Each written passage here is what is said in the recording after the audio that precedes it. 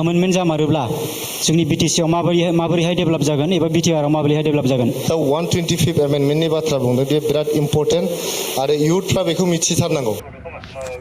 last एन्डिंआव सोरबा सोरबा रायलायदो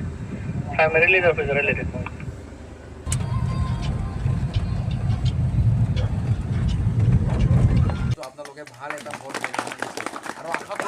खुलुमबाय खुलुमबाय हेल'एसपीव्लगनि नायगिरि साफ्रोमखौबो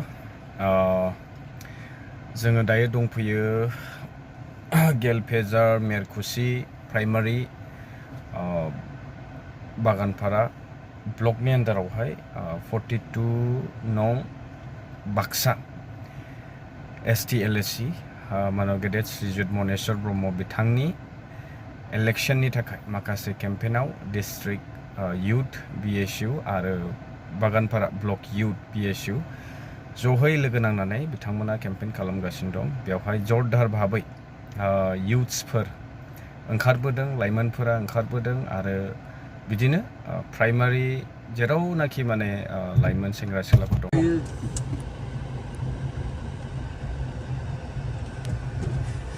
स' जोङो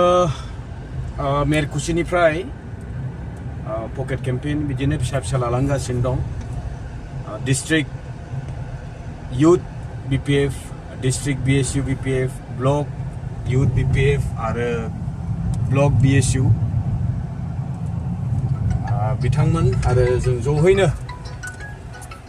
पकेट केम्पेन जेरावहाय लाइमोन सेंग्रा सिख्लाफोर थायो बेवहाय जोङो लालांगासिनो दङ 42 नं मनेश्वर ब्रह्म बिथां जेहेतु बाक्सा गोदोहाय बरमा होनोमोन दा बाक्सा समस्तिनि बिजाथिखौ देरहाहोनांगौनि सार्थआव दिसपुर चलो जे स्ल'गान मोनसे होबाय थादों हाग्रा महिलारि सार बिथाङा ज'हैनो NDA सरकार दिसपुरावहाय दानायनि सार्थआव बयबो गोख्रोङै लाइमोनफोरा ओंखारबोदोंनो आरो गोख्रोङैनो जोबोद गोख्रोङै माने जि दायित्व गावनि बयबो बेखौ रुजुननानै आवगायलांगासिनो दं आसा खालामदों जों देरहानायाव अलरेडि देरहाखानाय थेवब्लाबो साबसिन मोनसे रेकर्ड लाखिनो हानाय बायदि नांथाबगासिनो दङ रावखौबो जोङो गालाङालाबासिनो बयखौबो बे एखे मेसेजखौ होलांनायनि सार्थआवहाय डिस्ट्रिक्ट BPFनि लाइमोन youth BPF BSU block BSU block BPF बयबो ओंखारबोदों आरो जोङो एज आ इनफ्लुएन्सार जोंबो बिथांमोननि जितु धौखौ नुनानै बिथांमोननि जि कन्फिडेन्सखौ नुनानै जोंबो गोसोआव जोबोद गोजोननाय मोनदों बेनिखायनो देरहानाया 100% मैयाहाय ससियेल मिडियायाव मोनसे निउस खौरां मोनदोंमोन राजु नार्जारी बिथाङा 125th एमेन्डमेन्ट बिलखौ लानानै गोबां बाथ्रा बुंदों दा 125th एमेन्डमेन्टनि बाथ्रा बुंदों बे बिराद इम्पर्टेन्ट आरो इयुथफ्रा बेखौ मिथिथारनांगौ 125th एमेन्डमेन्टनि जे ड्राफ्ट बे ड्राफ्टखौ जोङो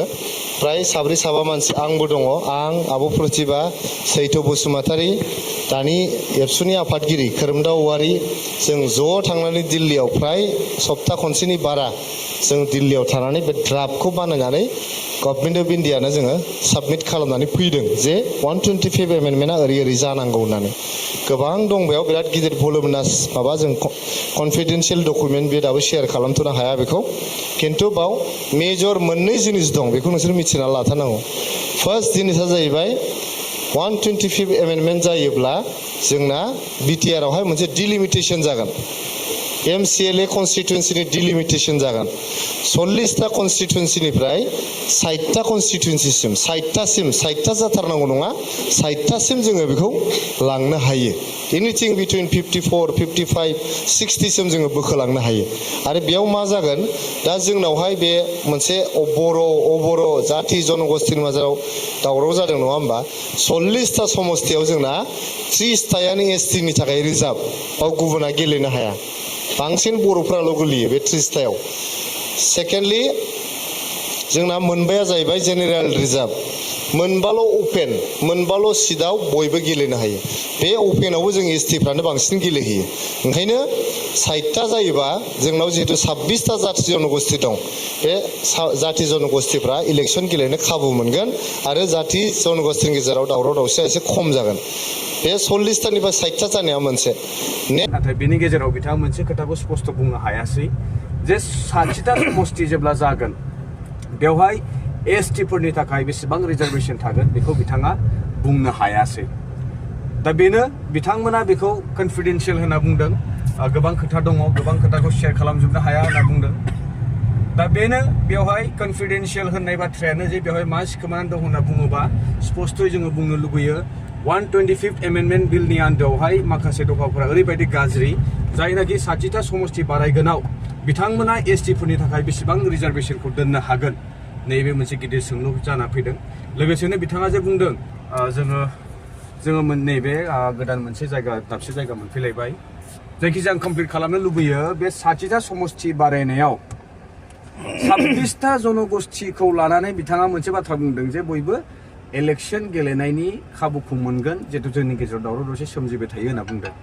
दायो 40टा समष्टियाव जोंना 30टा अलरेडि रिजार्भ दंखायो जुदि 60टा जाहैयोब्ला 26टा जनगोष्ठीया बाहागो लायोब्ला अपेन मोनबा जेनेरेल मोनबा अब्ला जोङो दिनैनि थारिखआव बिटिसि आवहाय सरकार खुंनो हाबावनायनि लामायावनो गैया राजु नार्जारी बिथांनि बायदिब्ला जुदि 60टा समष्टि बारायनायाव रिजार्भेशना बेसेबां बेखौ जे बिथाङा स्पष्ट खालामनानै होआखै बेनो जोङो माखासे दिनैनि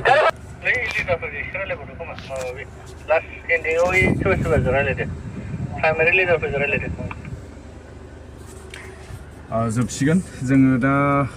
बेनो लास्ट जानांगौ स' नेक्स्ट डे लोगो मोनबावसिगोन गोदान आपडेट लानानैहाय बाखि जै जाथोंसै रायजोफोर नोंथांमोननि आखायावसै दे बाय बाय